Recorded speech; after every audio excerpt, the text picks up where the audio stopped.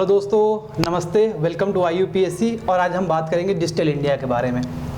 एक बहुत ही अच्छा प्रोग्राम जिससे कि करप्शन, ट्रांसपेरेंसी आएगी, अकाउंटेबल होगी गवर्नमेंट और रिस्पॉन्सिबल होगी। ओके, तो दोस्तों इस डिजिटल इंडिया का हमारा विज़न क्या है?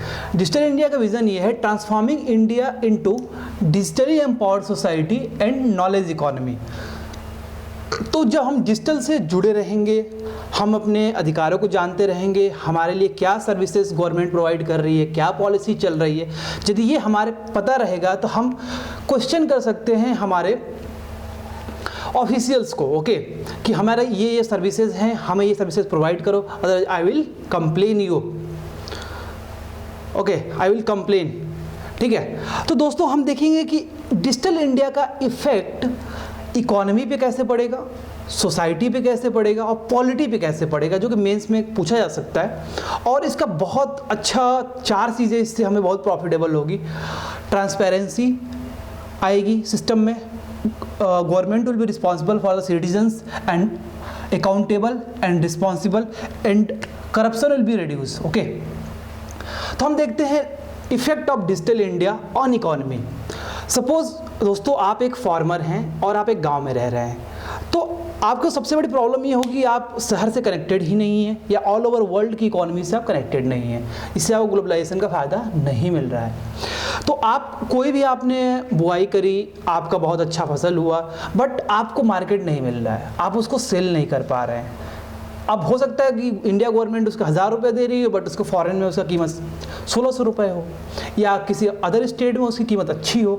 तो इकोनॉमी से ये होगा कि इफ़ डिजिटल इंडिया के थ्रू हम पूरी कंट्री को कनेक्ट कर लेते हैं, तो जो हमारा विलेज आइसोलेटेड है ग्लोबलाइजेशन से, तो village will come in the picture of globalisation and farmer will get the good profit and good value of their commodities whatever he is sowing and cutting in their fields. Okay, तो ये है, ये farmer को बहुत ज़्यादा फ़ायदा करेगा। Okay, और कुछ अर्बन सेंटर्स हैं जहाँ पे हैंडी का हाथों से बनाई हुई चीज़ें होती है। ओके, हैंडीक्राफ्ट होते हैं, ये चीज़ें होते हैं, उनको हम ऑनलाइन प्रमोट कर सकते हैं। ओके, और उससे अच्छी चीज़ अच्छे हम उसके दाम भाव जो भी प्राइस हो उसको हम गेट कर सकते हैं। ये हमारा इफेक्ट रहा इकोनॉमी का। सोसाइटी पे क्या इफेक्ट पड़ेगा? Effect of digital India on society. तो दोस्तों सोसाइटी में जब हम बात करते हैं, जैसे वल्नरेबल सेक्शन की बात करते हैं, जो हमारे SC ST हैं, वीमेन हैं, तो कहने को तो ये हमारा इक्वालिटी है, बट कैसी इक्वालिटी? जब SC ST के यदि गांव में जाएंगे तो उनका एक मोहल्ला अलग होता है। ओके, उनको अलग छांट दिया जाता है।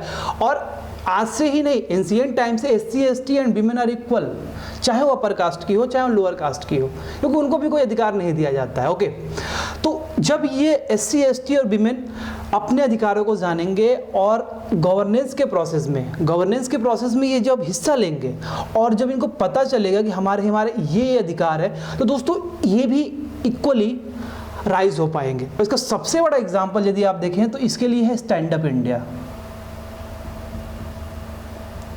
ओके, तो स्टैंड अप इंडिया है मीन्स कि स्टैंड अप इंडिया के थ्रू आप स्टार्टअप है SC ST और वीमेंस के लिए। ओके, तो ये बहुत बड़ा इंपॉर्टेंस इसके लिए आ जाता है। तीसरा इफेक्ट देखते हैं कि डिजिटल इंडिया का इफेक्ट पॉलिटी पे क्या होगा। इफ गवर्नेंस के प्रोसेस में हम सिटीजन, यदि